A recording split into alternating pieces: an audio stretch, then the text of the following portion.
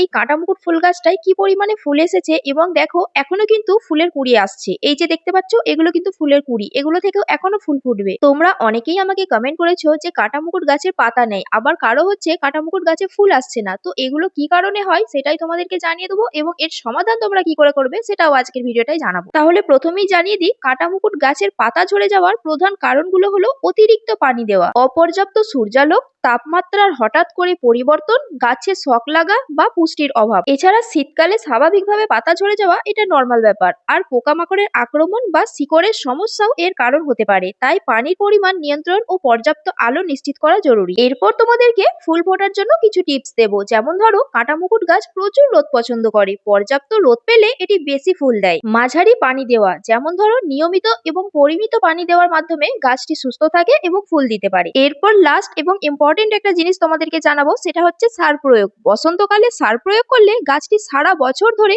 ভালোভাবে ফুল দিতে পারে। এখানে তোমাদেরকে আর একটা কথা জানিয়ে দিই, এটা হয়তো অনেকেই জানে না, এই কাঁটামুকুট গাছ কিন্তু সময় পরিবর্তনের সাথে সাথে তাদের রং বদলায়। আজকের ভিডিওটা শর্টকাটের মধ্যে বোঝালাম, তো তাই তোমাদেরকে ডিটেলস এর সাথে জানাতে পারলাম না। খুব শীঘ্রই আমি চেষ্টা করব এই কাঁটামুকুট গাছের সম্পূর্ণ পরিচর্যা নিয়ে একটা লং ভিডিও বানানোর।